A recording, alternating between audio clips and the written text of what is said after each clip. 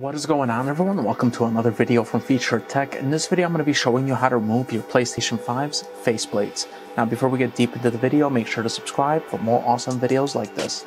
Let's get into it. To begin removing your PlayStation 5 faceplate, you're going to put one hand at the bottom of the console, as you can see right here. So I'm just putting this hand, the left one to be specific, as a support. And then you're going to take your right hand and then you're going to find where the PlayStation icon is.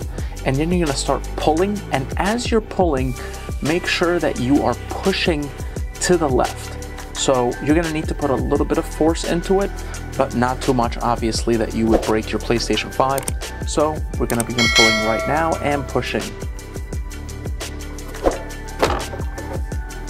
And there you go. Now, to remove the plate for the other side, you're just going to turn it around. And keep in mind where your PlayStation icon is.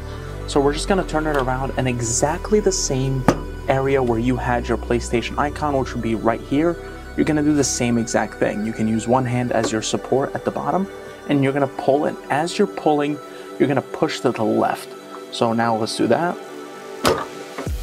And there we go. Now, to reinstall the plates again, all you have to do is, as you can see on the plate itself, there's these little hooks, and you're just going to align them where, like for example, this one, we're just going to align it right here, and you're just going to get a feel for it so it's nice and fit. And then you're just going to put a little bit of force and you're going to slide it to the right, as you can hear, until you hear that click.